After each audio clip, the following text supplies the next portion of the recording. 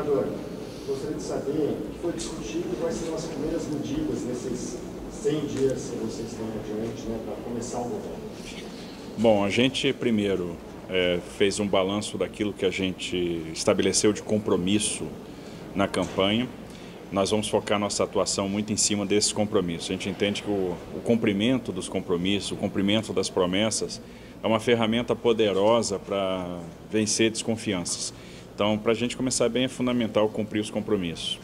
Para a gente cumprir os compromissos, a gente precisa dar os primeiros passos. Então, a gente vai ver nos próximos dias designação de gerentes para determinados projetos, para determinados projetos importantes. Então, por exemplo, se eu quero resolver a questão Cracolândia, atuar em parceria com a Prefeitura, resolver o problema das pessoas em situação de rua, e a gente disse que a nossa primeira meta era cuidar das pessoas, eu vou precisar designar um gerente para isso. Ninguém melhor do que o próprio vice-governador para ter essa atuação transversal, para trabalhar com a Secretaria de Desenvolvimento Social, com a Secretaria de Habitação, com a Secretaria de Segurança, com a Secretaria de Saúde, para a gente ter uma política pública efetiva para tratar de um tema que é tão complexo.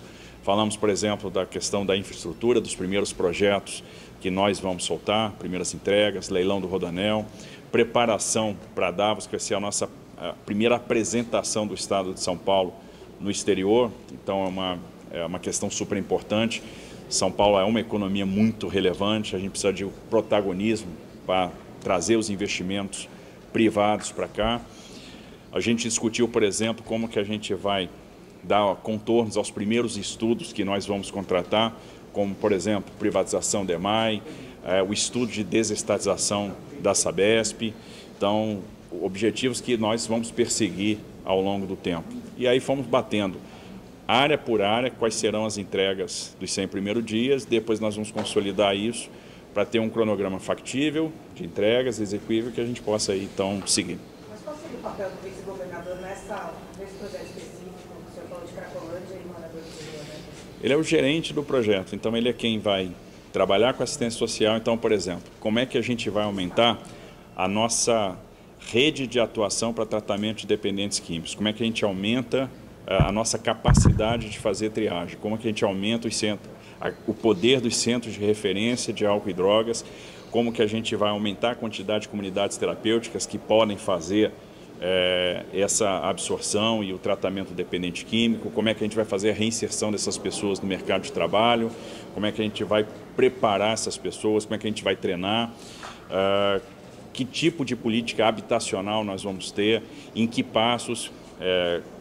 Por exemplo, vamos trabalhar com um aluguel social primeiramente, ou uma vila de passagem, para depois partir para a provisão em definitivo da moradia, quando a pessoa já estiver estruturada para caminhar com as próprias pernas. Como é que a gente vai integrar com a segurança pública em termos de monitoramento para impedir o livre fluxo de droga. Então, observe que são políticas que estão casadas e que precisam de um relacionamento também com a Prefeitura. A gente está conversando muito com a Prefeitura nesse sentido. Estaremos aí muito alinhados para dar efetividade, para, por exemplo, conseguir prover habitação, fazer o tratamento dependente químico, tirar as pessoas da rua, dentro de uma lógica de construção de relação de confiança. Você não vai tratar ninguém, não vai tirar ninguém da rua se você não conseguir construir essa relação de confiança. E aí você precisa, nessa atuação transversal, de um grande gerente para dar a prioridade, ninguém melhor do que o próprio vice-governador tocando. Então, que tipo de ato que a gente vai colocar, um decreto designando essas atribuições, para que todo mundo tenha a noção de quem está gerenciando esse projeto. E para cada projeto importante, nós vamos ter um gerente. Governador, esse decreto sai quando? Nos próximos dias. Governador, o senhor tem entre os planos do governo de desestatização de algumas empresas, como a Sabesp, e também, enquanto ministro, eu tive plano de privatização do Porto Santo. Queria saber se, como governador, o senhor mantém o plano de privatização, considerando que o governo federal, que o senhor depende agora para conseguir levar esse projeto adiante, é contra, e que o senhor está dialogando com o governo federal nesse e em outros casos que precisa de apoio federal para levar o projeto de desestatização. Veja, tem algumas desestatizações que dizem respeito ao Estado de São Paulo. o caso da EMAI, o caso da própria Sabesp. Então a gente discutiu aqui, por exemplo, quem vai ser o órgão estruturador, quem que a gente vai procurar para fazer esse projeto de estruturação, que modelo que a gente deve adotar, né? Então que instituição, que organismo estruturador de projeto que a gente vai procurar, por exemplo, no caso da Sabesp, a gente deve fazer o contato com o Banco Mundial para iniciar essa primeira iteração e o estabelecimento de um modelo. Imagino que o modelo Eletrobras é bastante adequado e muito aderente ao que nós temos. Obviamente, o passo seguinte, fazer ou não a desestatização, significa daquilo que vai depender do que o modelo vai nos indicar. No caso do Porto de Santos, eu não desisti, vou levar os meus argumentos ao governo federal para mostrar o seguinte, do que a gente está falando. Primeiro, não é uma privatização na acepção da palavra, é um modelo muito semelhante ao que aconteceu no setor de distribuição de energia, no setor elétrico. Você tem um ativo, que é a concessão, é a administração do condomínio portuário, e o passivo é a empresa. O papel de autoridade portuária pode ser suprido pela regulação. A boa regulação resolve o problema da autoridade portuária. Se você aumenta ou revigora as atribuições do Conselho de Autoridade Portuária, você supra esse papel. E no final das contas você vai ter uma administração do condomínio portuário, mas é uma administração de condomínio portuário, o ativo continua sendo do Estado, você vai ter um gestor desse condomínio portuário, da operação portuária por 30 anos, por 35 anos, mas isso vai jogar lá dentro do porto 20 bi de investimento. Quantos empregos a gente pode gerar? A gente está falando de sair de um berço para turismo para 4. A gente está falando de revitalizar o centro histórico de Santos, revitalizar a área de galpões. A gente está falando de rebaixar a profundidade do canal de 15 para 17 metros. A gente está falando de transformar o Porto de Santos no maior hub de contêineres da América Latina. A gente está falando de resolver problemas de mobilidade. Então, nós vamos levar os nossos argumentos, né, para que a gente possa, no final das contas, fazer aí essa desestatização que vai ser boa para a Baixada Santista. Imagina você ter uma área Porto Indústria em Cubatão, aproveitando um potencial que ficou adormecido aí há muito tempo. A gente está falando de emprego na veia, isso é muito bom para a Baixada, seria a redenção da Baixada.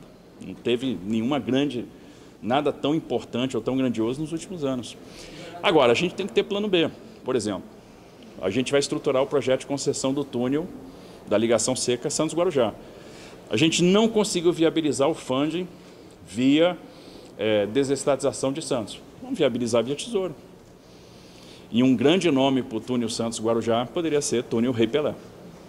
Governador, o senhor já conversou com o prefeito Ricardo Nunes sobre a desestatização da Sabesp? Ele parece ser contra. Olha, vamos conversar.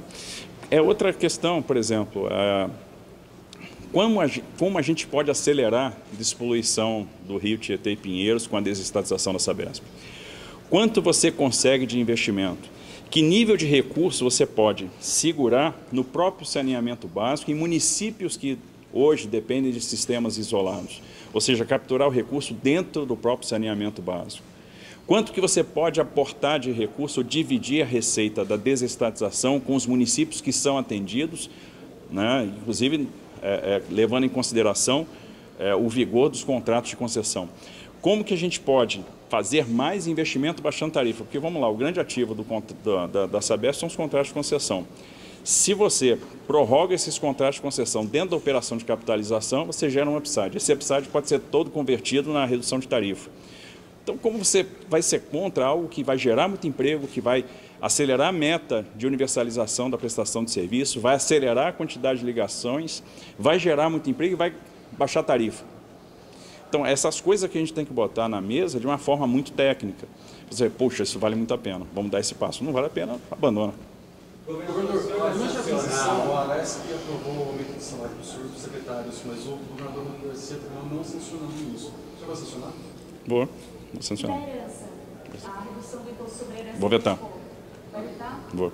Obrigada, pessoal. Governador, a última pergunta, por favor. Quantos gerentes vão ser, governador? Desculpa. Um para cada projeto.